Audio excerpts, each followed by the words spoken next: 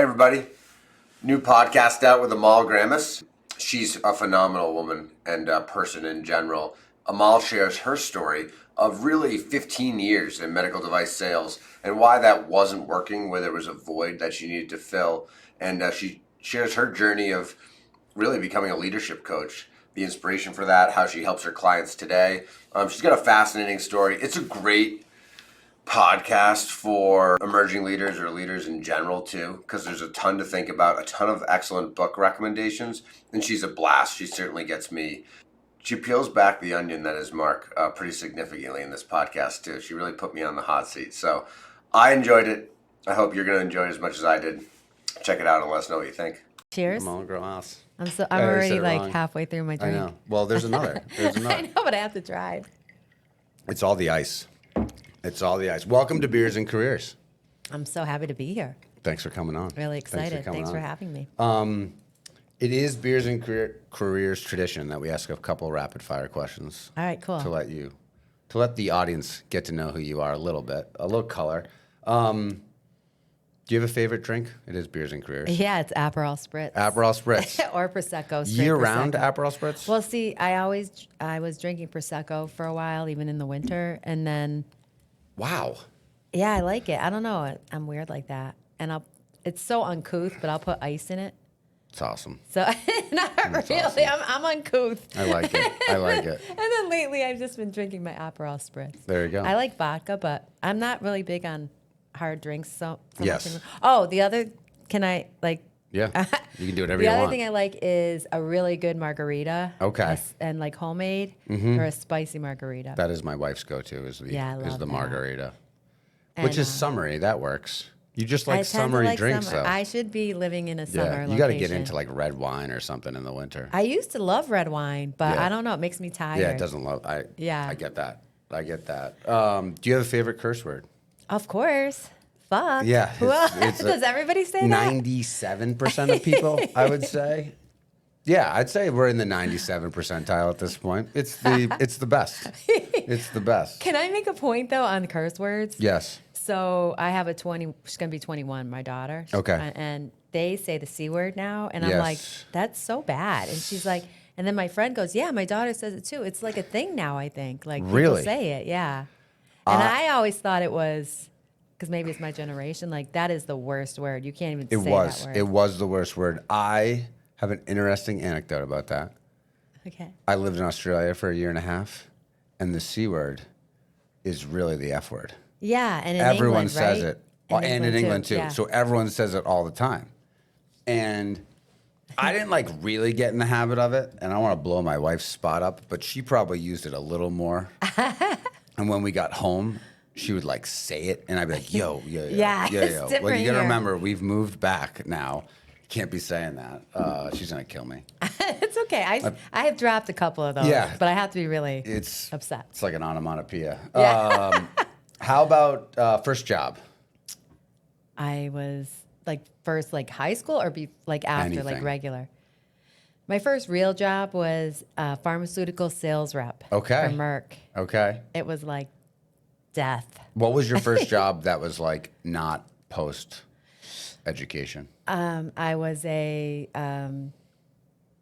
bank teller.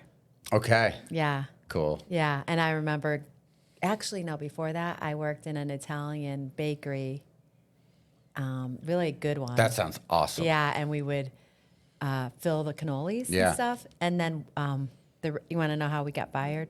It was me and Stealing 3 of my ricotta? friends. No, it was so bad. We were so bad. We were like in high school. And we wanted to go to the beach that Saturday Yeah. morning. So we just didn't show up. Oh, and then it was over. Yeah, I would kill my kid if they did I know, that, right? But we all I did know. it. Yeah. But, so wrong. you know, when But you're 17, 18, it's the last thing you're care not making about. the best decisions. Yeah. As an Italian, I can't believe how many people I tell cannolis have cheese in them. They don't believe it. They don't believe it. It's Yeah. like, oh my God, where are we? here? Yeah, that's true. You're 40 years old. You don't know that. But maybe that's a But personal it's sweet thing. cheese, like, it is. yeah. It's delicious. Do you have a favorite quote? Are you a quote person? No, I am a quote person, Okay, cool. big time. Yeah. I have a lot of quotes that I love, but the one that always comes to me that I say a lot or think a lot is from Tony Robbins. Okay. Success without fulfillment is the ultimate failure. I like that. Why does that resonate so much? Because a couple reasons. The first is that I have been addicted to achievement all my life, or as an adult, I'd say. And I was in a career in sales for over 15 years, sales and marketing, but mostly sales, and it was lucrative. I did well. So on the outside, it looked like I had it all, but I wasn't fulfilled. I was overwhelmed. I was stressed a lot, anxious, and I didn't want to live that way anymore. And so the past 7 years, I've been a leadership coach, and I always tell my clients, because they're all kind of like I was, they're high achievers, and they tend to put themselves last.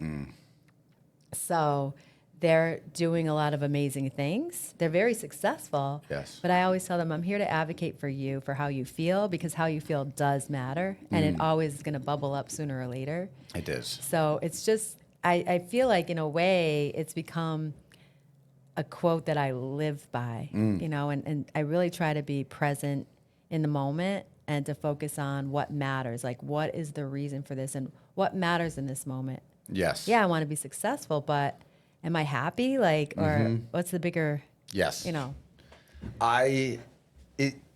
an interesting thing, right? Because the achievement brings some fulfillment, but probably not enough. Right? Like as a high achiever.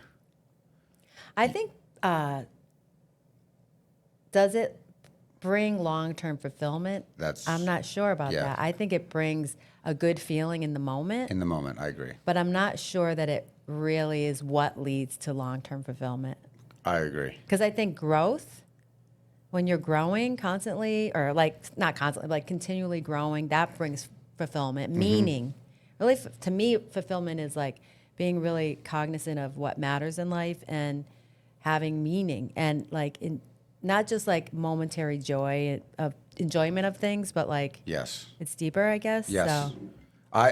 The breakfast place in our town has a quote on the wall, and it says, the meaning of life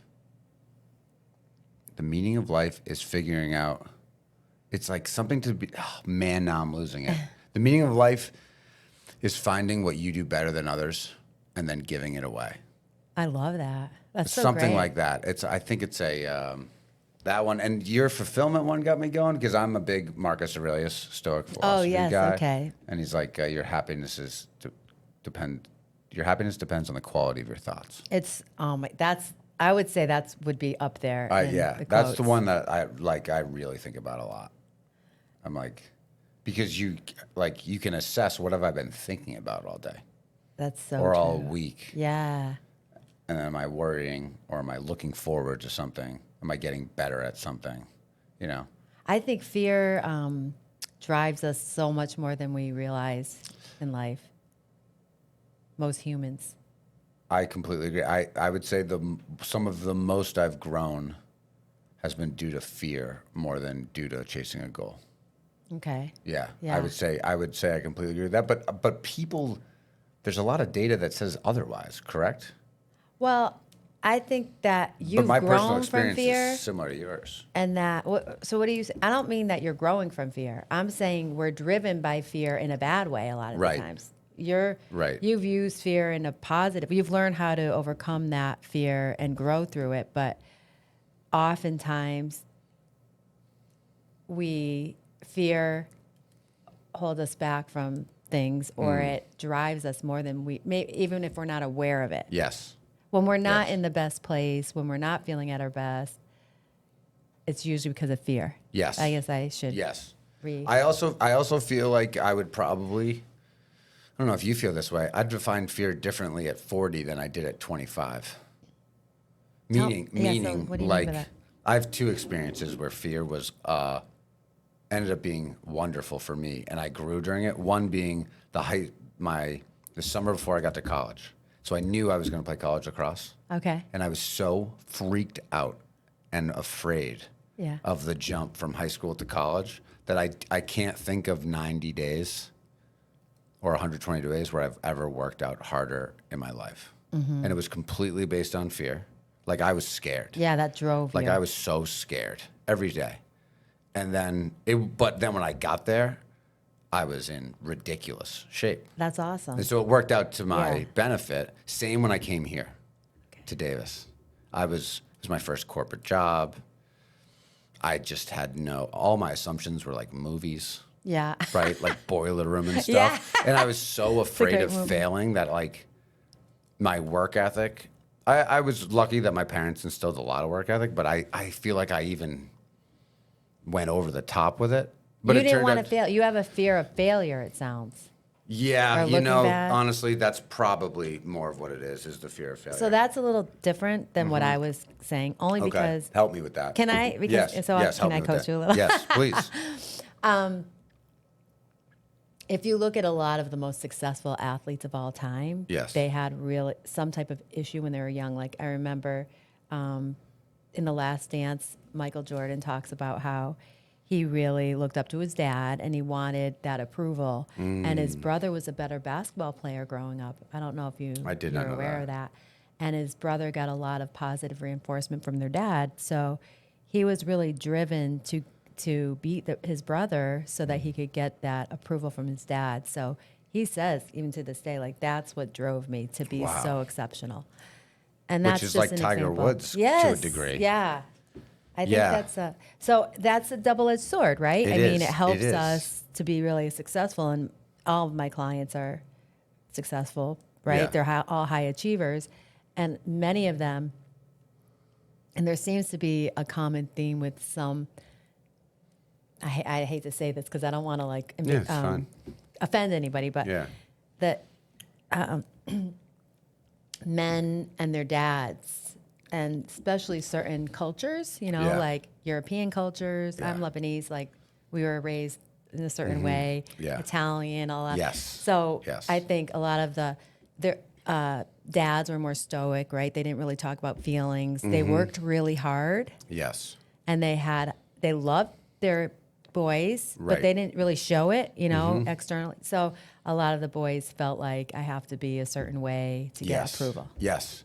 Which is also like weird because as a parent,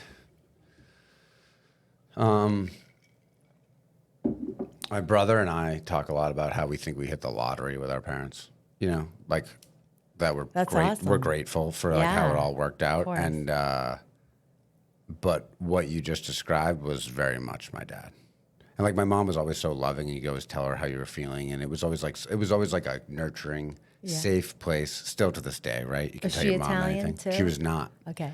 but I could tell my mom everything. My dad was like, I would say my dad became my friend when I was 25.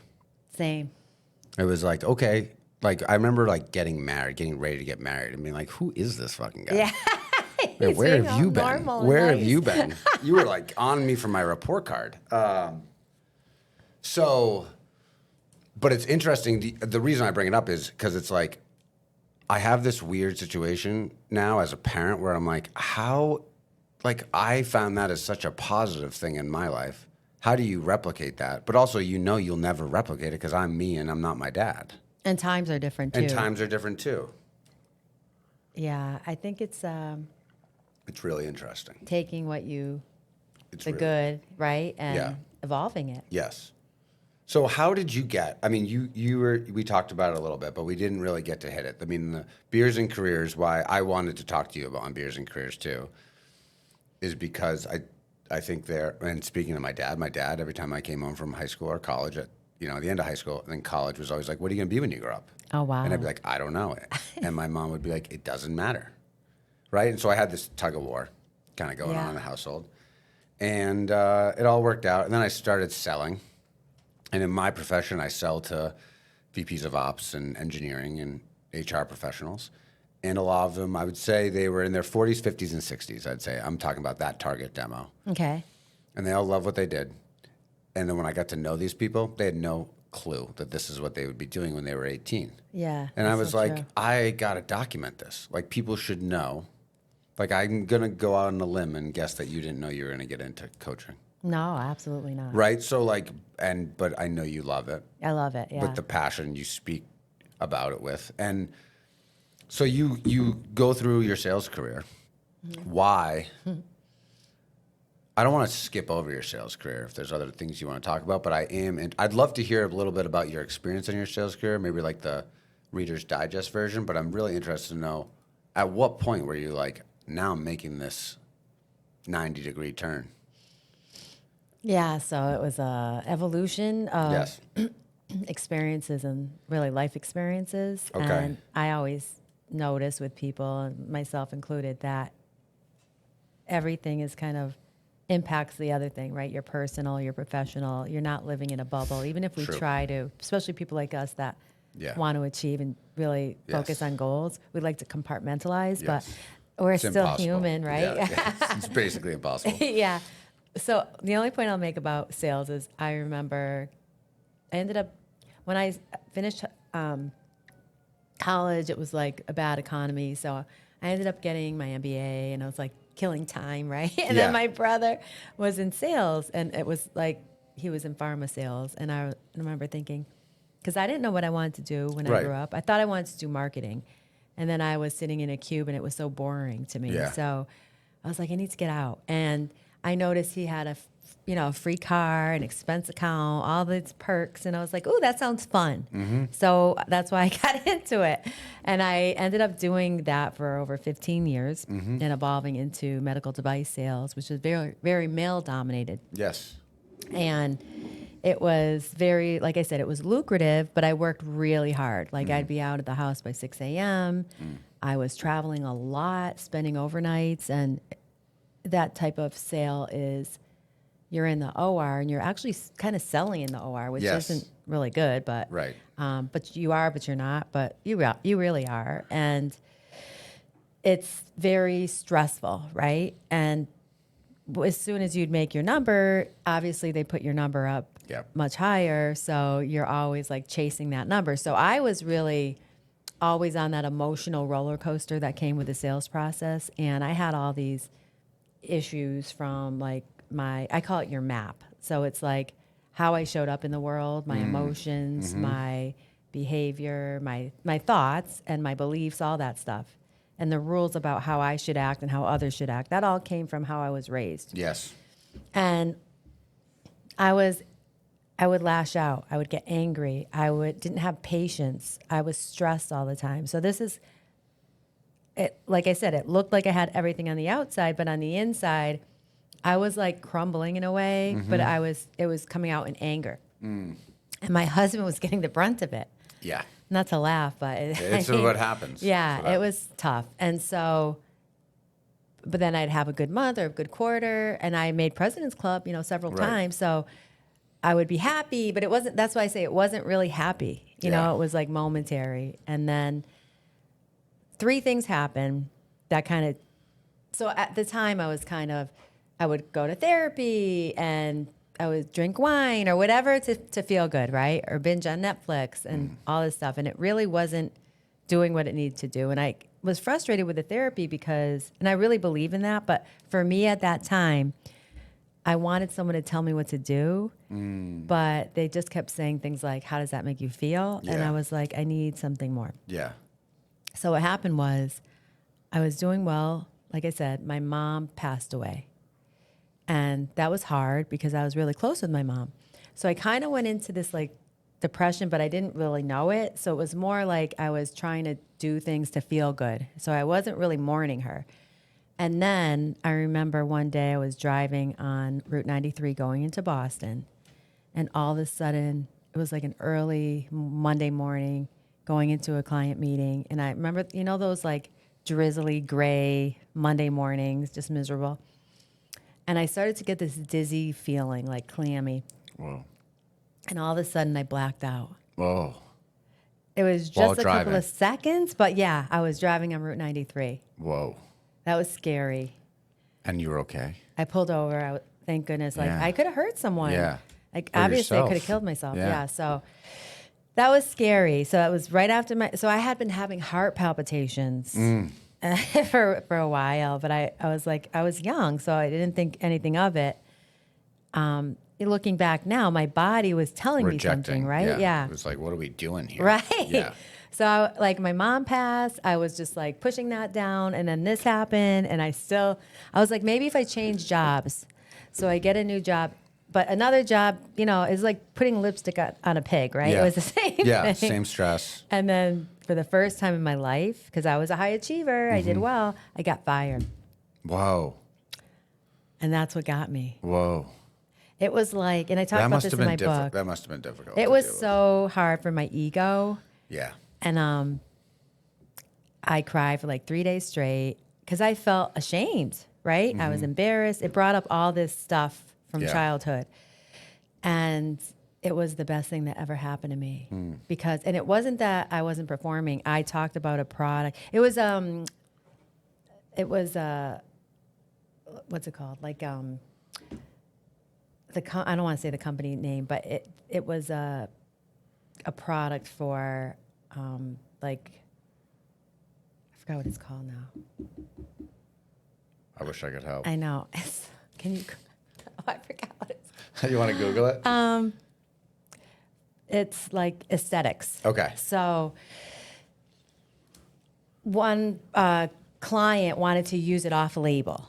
Oh, And okay. all I said, it's because it is up to them. They can use it off label, but they wanted to get trained for it off label. Oh, okay. So in an email, they asked me, do they want to get trained for this? And I said yes, which it was off label. And part of me, because people did it all the time. Yeah.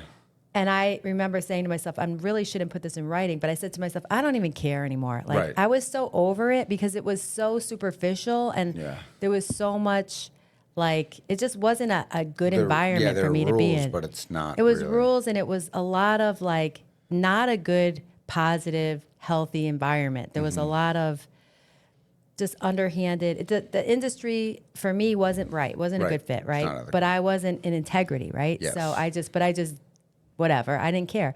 So I ended up getting fired, which was a good thing. Was a blessing. I feel like I'm telling this, taking me too long to tell the story. No, you're but good. That was finally the catalyst that made me do something. So I got a coach myself, and I learned the concept of maybe it's you. And it was really hard for me because I was probably the toughest client. When I look at my clients now, I was harder than all of them because I would understand the concept and I would say all the right things, but I really wasn't making change. I was stubborn. And then so the process, it took me a couple years, right, to really understand how I was showing up and what I needed to change. And then I started training myself with Tony Robbins. And that's when everything changed for me, and I fell in love with the coaching process. So I think getting back to, like, why did I change? Sales was good. It was lucrative, but I didn't know how to do it in a way that I didn't give away, like, my soul. Yeah. You know what I mean? And Yeah. there is a way, and I train people on how to do that now because I know what not to do. And I've learned so much from my clients, but does that make sense? It does make sense. Because I'm still selling myself now, but in a different way. Right. You never stop selling, really. No, I sell more now than I ever did. Right. Right. It's just a different sell. Yeah, it's about connecting. Yes. And I didn't know how to do that at the time because my self-worth was all tied up in Transactions. yeah, exactly. That's interesting. I'm just, like, ruminating on it because I sell service, which is got its own negative consequences because you can't touch it, feel it. Yeah, Right? yeah. Me too. I sell service. But at the same time, selling a service has a little less baggage of that to a degree. Do you think? I think. I guess you could probably argue it either way. I think some younger, newer salespeople still tie their self-worth to, like, how successful they are in Yes, sales sometimes. yes. Maybe they're Yes. Not Well, always, It's hard to get rid of that competitiveness. there's nothing wrong with being competitive. Right. But it's hard. But I think when you are competitive, there's an aspect of you where your self-worth is tied to did I win? That's so true. And then winning has to do with beating others, Yeah, that's so true. which is a challenge, you know? Yeah. What's really helped now for me in a leadership role is I think of winning as our company outperforming other companies and our company outperforming the market. Yeah. And so, like, at least my competitiveness is pointed in a way in which the success of everyone in the organization is what wins, yeah. right? Because it's hard to be a competitive leader. That's true. It can be hard. Yeah. It can be hard. I'm guessing most leaders are pretty competitive. Yeah, I think you could be. It's so true. It's like, where do you direct that competitive nature to? Because if it's to the competition, great. Right. But the worst kind of leader is competitive with their team, right? Right. Yeah, Right. or other people in the Yeah, and you got to organization. be all rowing in the same direction. And that's the worst. Yeah. It's an interesting dynamic. I thought what was interesting in the beginning, and you kind of glossed over it, but I think do you regret your sales experience? Not at all. Right. All right. No, That's what I assumed. I just Yeah. didn't want to tee up and be completely wrong, but I assumed you enjoyed it. I enjoyed. If I knew then what I know now, and I sound old. Yeah. I would have enjoyed it more. Interesting. Yeah. But I think what's really interesting career advice that you simplified in your statement, but you're like, I was sitting in that marketing cube talking to my brother, and I was like, that looks fun. I want to Yeah. go do that. Yeah. And I think, like, when you're a young person, finding something that you're like, that would be fun is kind of half the battle. Absolutely. I'm not a fan of the follow the passion advice. You're not. I mean, I don't know. I got to put food on the table. Right? Like, fun for me is going to play pickup hockey all day or golf. Like, I'm sorry, if I follow my passion, what am I passionate Yeah, about? passion. Is like, I don't know, passionate about sports. Some people are passionate about sports, and then they go into a career in True. helping others in True. sports. But at the end of the day, you got to make money. Absolutely, but that's your you're addicted to achievement too, so that's your mindset. I'm addicted to achievement. It doesn't mean Yeah, I'm addicted that's to not achievement. true, that you can't follow your passion. And through this is the thing with that. I hear what you're saying. Yes. And it's not like you can follow your passion and tomorrow you're going to make millions. It's Right. not realistic. Right. But if you follow your passion, I did it. I started this company from scratch. I was making zero. Right. And it's the passion from day one. Because I remember telling my mom when I was young, I want to be a therapist. I want to do, like, I always, and people would say to me, I remember when I was in sales, I'd be talking to a colleague or friend, and I'd see someone I knew, maybe a client or whatever, from sales. And Yeah. I'd say, how you doing?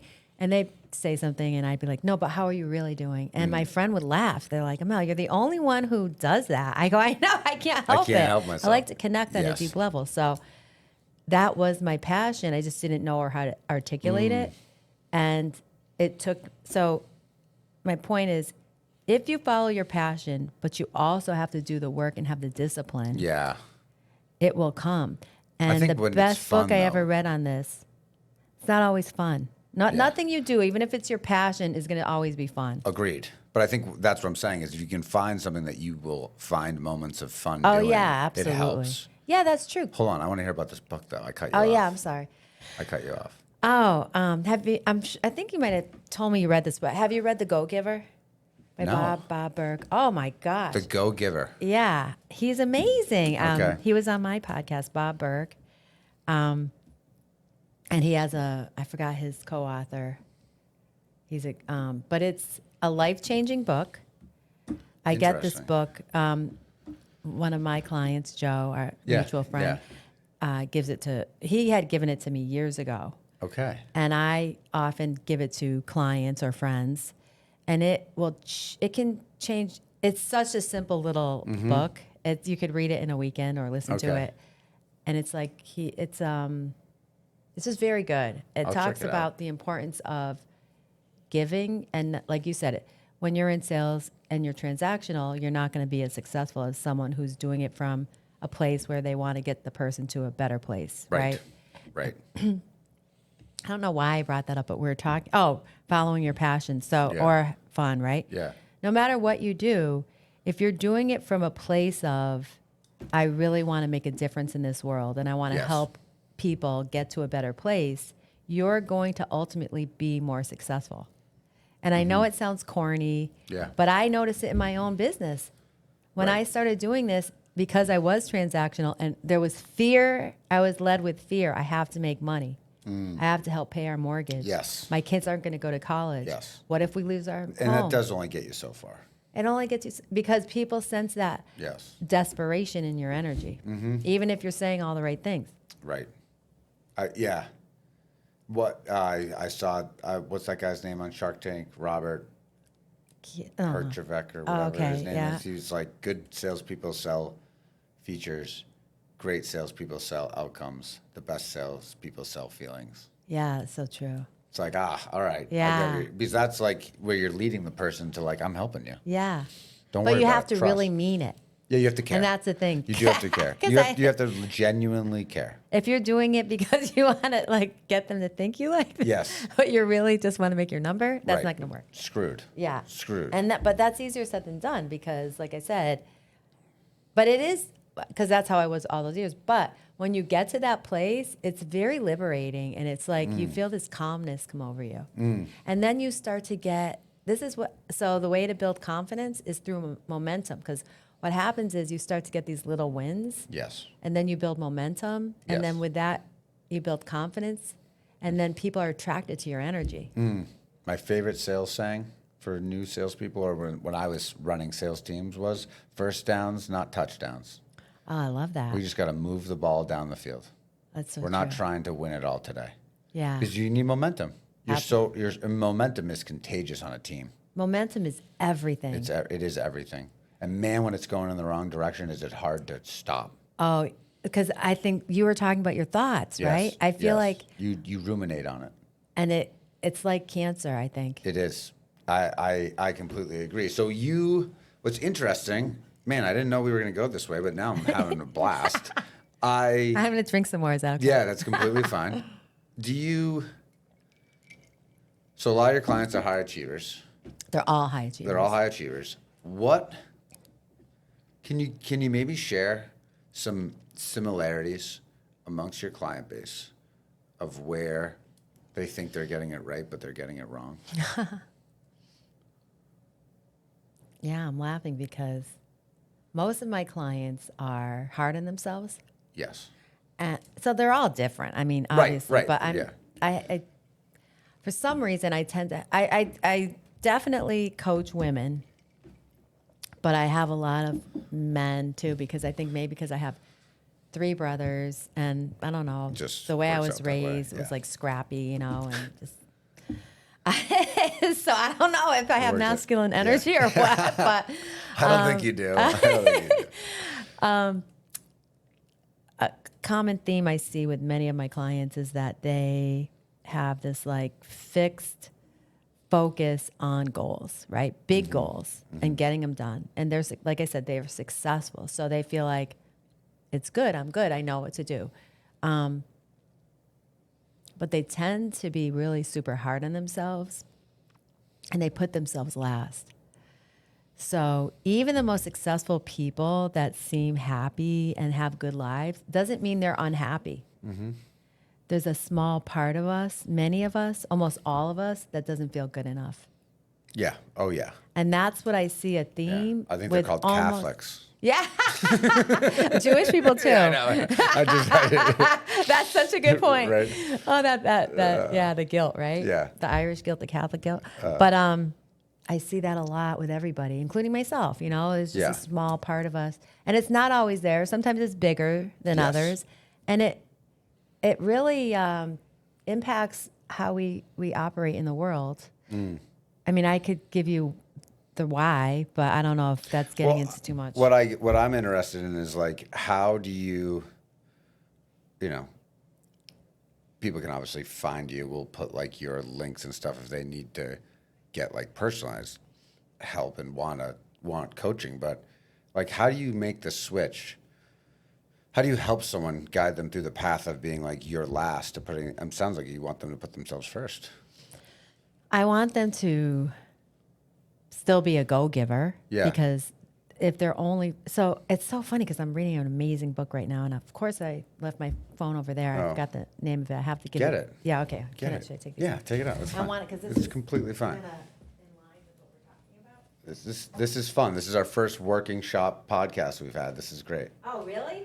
No, I'm just messing around. No, I'm I'm just killing dead air. Okay. I'm just killing dead air as you grab your phone. Okay.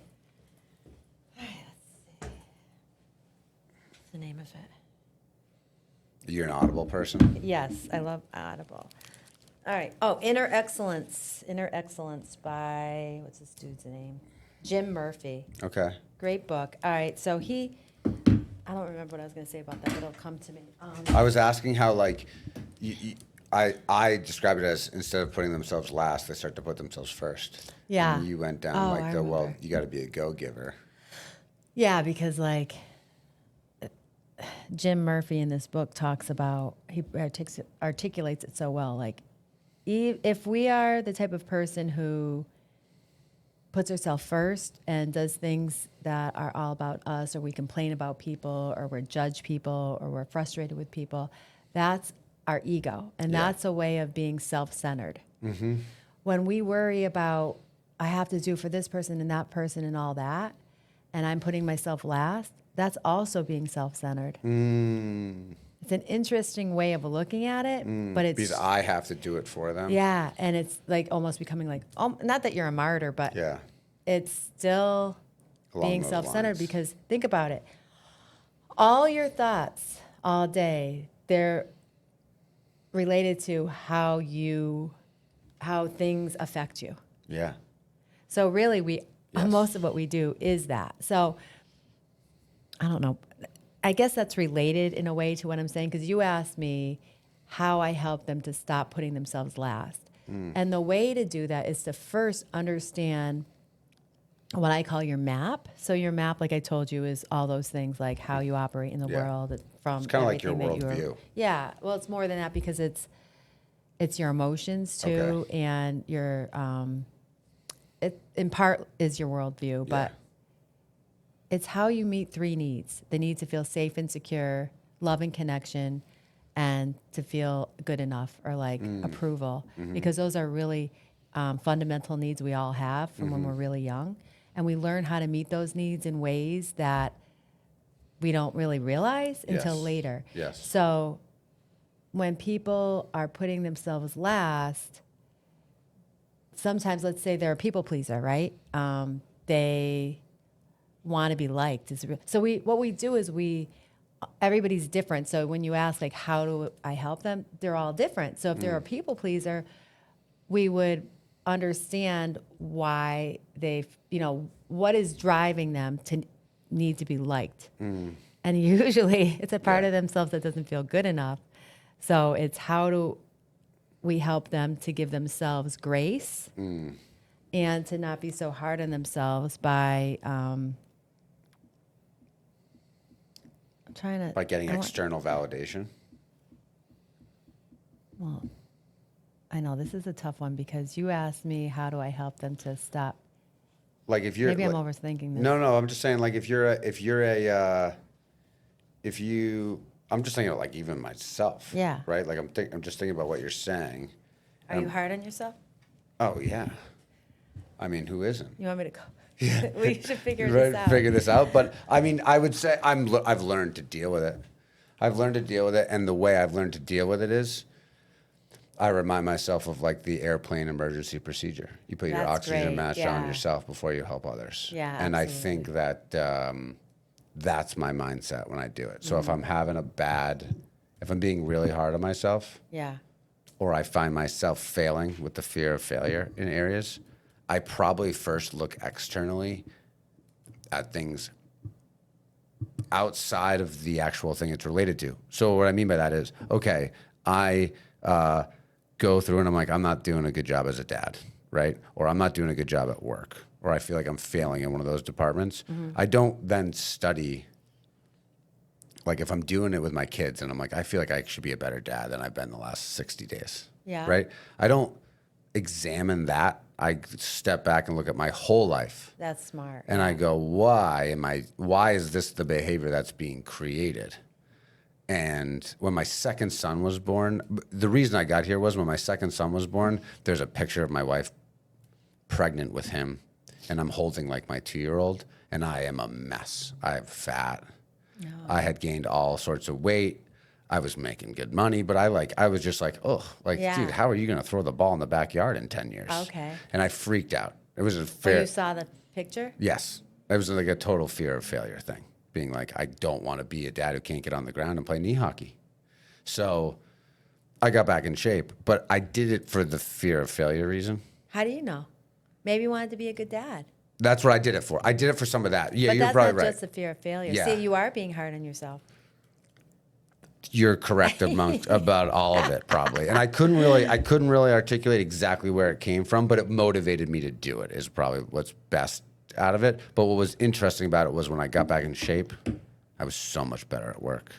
Yeah. That's And so then I funny. realized my relationship with my success, so to speak, had way less to do with the individual endeavors and way more to do with like the whole person development.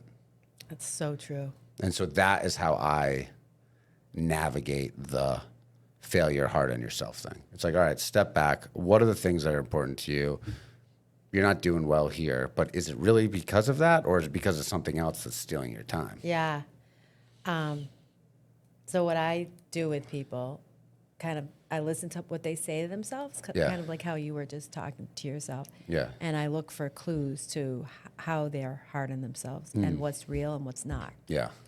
And like even just what you were just saying, like there are some things that you say that are true and real, and some things that your story yeah. about this means I'm doing it wrong, or this means like I did that because I had to win. That's bullshit. You wanted to be a good dad. You loved your kids. Right. You wanted to be able to be there for them and play with them. Maybe you are competitive. That's okay. Yeah. But I think that's you're selling yourself short there. Like you're obviously a loving parent, and you wanted to be a good, Right. you probably Yeah. didn't feel good when you were like that either. Right. 100% true. Well, yeah. George Costanza, it's not a lie if you believe it. That's so true. You know, you're right. But You're you right. probably were also maybe competitive about it. Yes. Like that's okay Yes. too. Yes. But I don't think that was the root cause. Well, I think I That's where also you know go. how I get myself to do things I don't want to Yeah. do. But I think maybe you get into that. Maybe you make a game of it in your head subconsciously, like I Oh. have to be competitive. Yes. But I think so. This is to going to be ans- like now a I get can to know answer- the host podcast. I know, right? Now that to answer your question, because I was kind of waffling there. Yeah. It's to help people get deep enough to understand what the pattern is and how it's Yes. showing up. Yes. And what's the benefit of it? Because usually we're hard on ourselves because there's a benefit. Yes. It's a side benefit. But it's also hurting us. So how can I help you understand your side benefit? Mm-hmm. And then, but how it hurts you. And usually it's hurting you. By the time people come to coaching, it's hurting you more than the side benefit is helping you anymore. Yeah, but you're asking for help. Right, which is a great thing. Yeah, it's hurting to the point where you know you can't solve this on your own. Yeah, and then it's like, and then we get into the tactical strategies, like you said. Like, Yeah. okay, you do have to. Almost everything we do is to help people to take a step back Zoom and out. say, okay, let's look at the big picture here. Yes. Right, so like Yes. you said, Yes. and I love your example of the oxygen mask because that is so important. And what I find with people like that, especially people pleasers, is they don't like.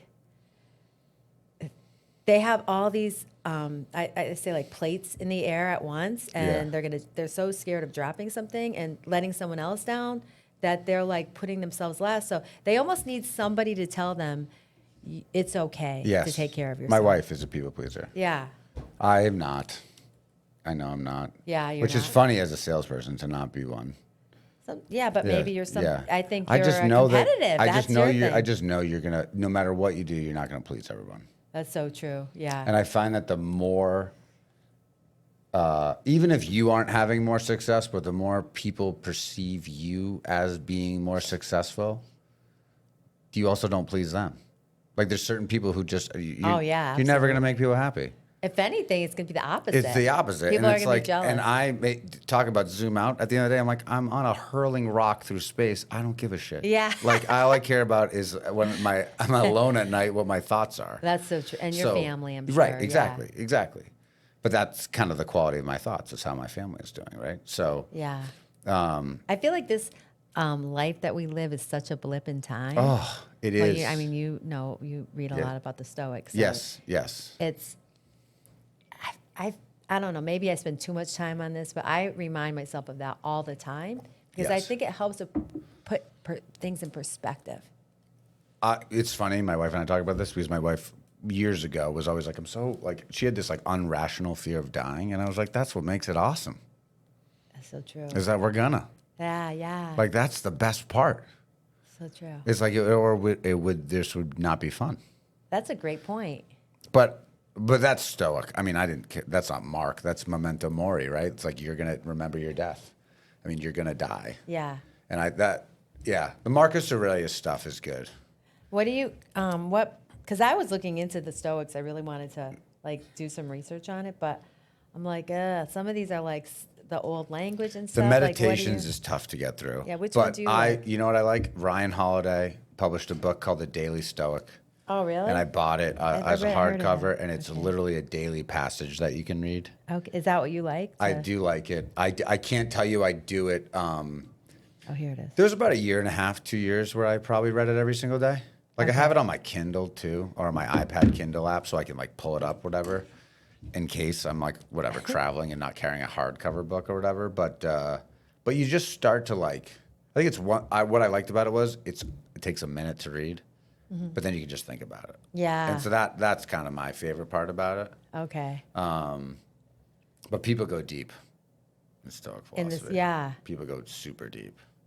But I like that stuff. But I also like the complete opposite end of the spectrum of like the alchemist kind of stuff. Oh, yeah, that's cool too. I like that too. I really like that. Yeah. So that's how I So, try like, to get the balance. Like, what you put into the world is what's going to happen. And I so believe in that. Yeah. I know. So I feel like maybe I'm like two personalities because I like both of those too. Yes. It's like grounded, Yes. One's like, this is objective reality. Yeah. And how are you going to deal with it? And the other one's like, no, you can make anything happen. And I do believe that the energy you put into the world does come back to you.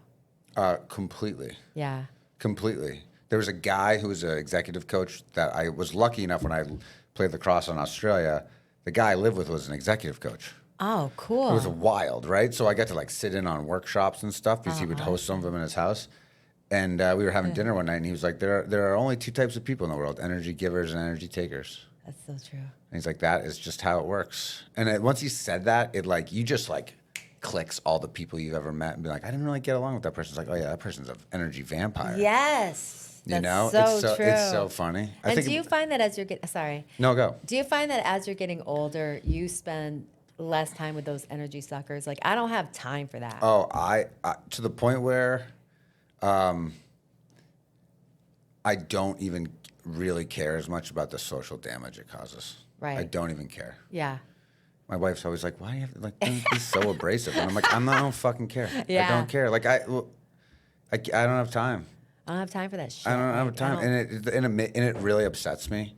Like, I love people with differing viewpoints. Yes, yes. Like, I love, to be honest, this whole, like, last couple of years of the political world, yeah. I think it's great that people get to talk about things that are uncomfortable.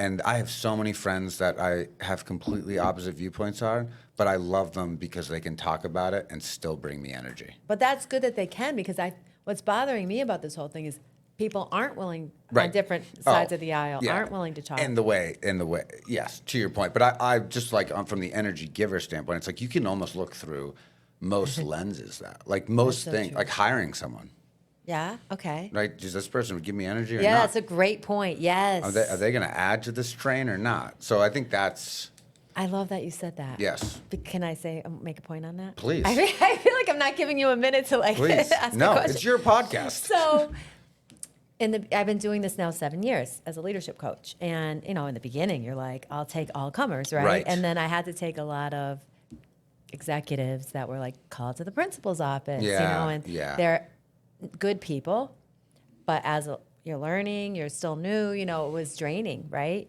But the most I learned, right? So great. But now I'm at the point where what you just said, like, it has to be a fit, and how you feel matters. Like, is this person going to be a good fit? Is this someone who's motivated to do the work. And if not, like, it's okay to say no. Yes. Yes. I think it's actually a great sales criteria. You know, you go through all the sales process stuff, Yes. Yeah. and it's like, I find that good salespeople, that's part of their criteria. Like, am I going to be able to work with this person? Yes. Like, are we going to seek similar outcomes? But don't you find that sometimes when you are that way as a salesperson, that person wants to work with you more, and you're Yes, like, I do, which is a challenge. what do you do when that happens? I would say when it comes to my profession, you're always going to be willing to give more bandwidth, Yeah, right? Because that's true. if I'm able to put up with it and the people on my team can reap the benefits of that, that makes me a good leader, and that's giving me energy. As long as it's not hurting them. Exactly. Yeah. So I think of it more from the viewpoint of, am I protecting the ox? Yeah, that makes sense. But I didn't. We could. I'm telling you, you and I could talk for 7 hours. But I didn't want to end the podcast before I asked you about your book. Oh, of course. Yeah. Are we already? Yeah. at an Tell hour? me a little bit Oh about my this. gosh, where did the time go? I know you're in there somewhere. Yep. Elevate your mindset to release stress and unlock your true potential. Honestly, that's the whole story of what I started by telling you about how, I was working in a career that I didn't feel fulfilled, and I knew there was more to this life, and it's how I transitioned, and then all the things that I've learned over the past 7 years to help people to have meaning, fulfillment, but to also reach big goals. So it's the process. It's the coaching process that I use. So if someone wants to do it on their own, right? It's or in just, there. it'll help you to think differently. Yes. It's not going to be the same as getting a coach, but it will Yes. help you to think more deeply about how am I living? How do I want to live? And, what gives me energy? What drains my energy? And what are my blind spots? And how can I, overcome some of those so I feel better? It all comes down to how you feel. Yes. And right now I have a program for new and emerging leaders and for sales leaders and their teams that's all about how to crush your goals. So not just reach goals, but it's like reaching goals that you don't even think are possible right now. Okay. And to feel amazing doing it. Because everything that I do is, like I said, I work with achievers. So it's all about goals, but like my potential, but how do I feel really good? Because if you're not, everything we do in life as human beings, we're motivated and driven by how we feel, even if we don't realize it. No, it's so true. It's so true. And I mean, I think it's worth chasing too. Right? I think it's the ultimate. But I think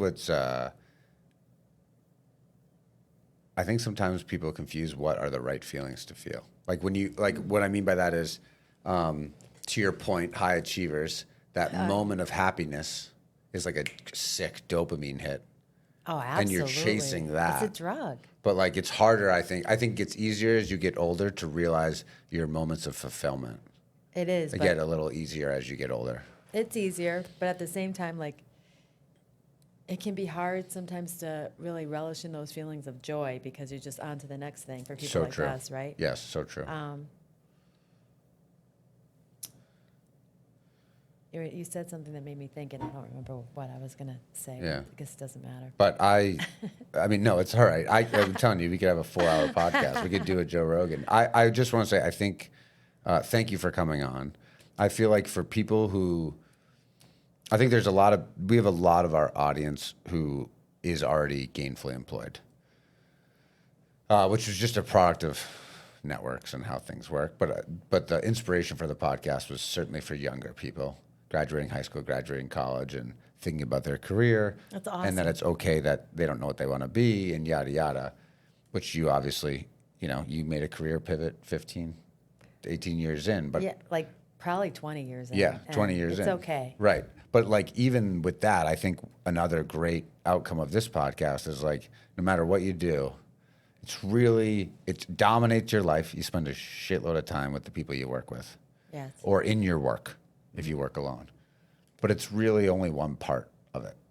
And it's a much smaller part than the time represents, if that makes sense. Like when you think about what makes a person happy, or like some of the stuff you've got in the book, I was just flipping through it.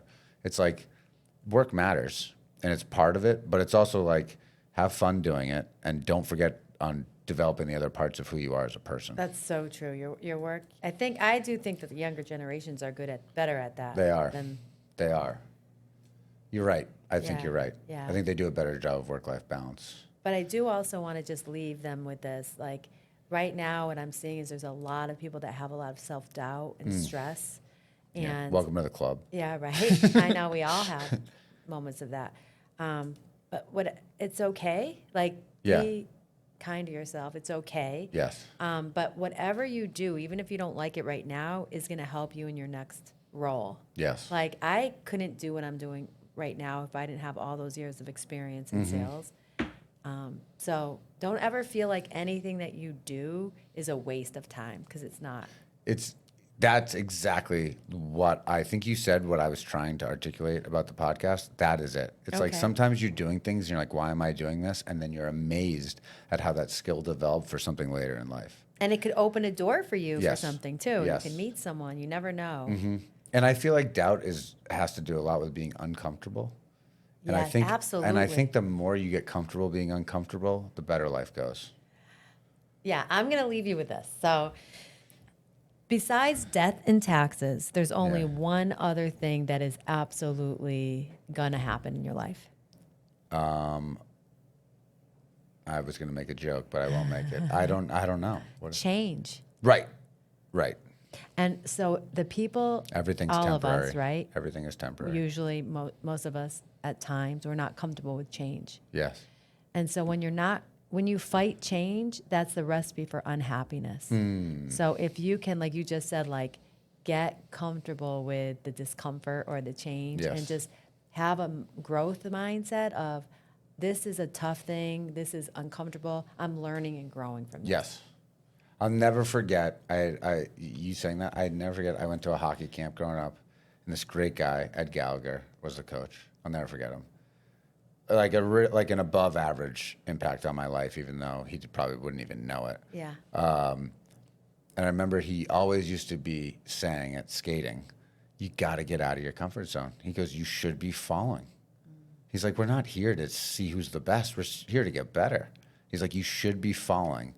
And it was always like such a thing where I remember being like 12 or 14 and being like, I get it. Like, okay, this makes sense. Like I got to push the envelope and feel weird and be okay to fall. I love that, especially Yeah. at that age, Yeah. what an impact that made on you. Exactly, right? Yeah. So now when I'm coaching little kids, I'm always like, get out of your comfort zone. I love that. You know? That's so great. It's, but I think I think the reason why I'm so obsessed with athletics is it's been a great correlation to the business world. Oh my God. And my it's the life, best. and my life in general. But I think group team sports. yes, it's Like life. I see my son in his hockey team, and I'm Yeah. like, wow, like it's just teaching him such amazing life lessons. Yes, it's the best. Do it early and often. Yes, yes. You rule. Thank you rule. so much. Thank that was a you. blast. I'm so Hour excited. flew by. I know it. Have a good one. Thanks.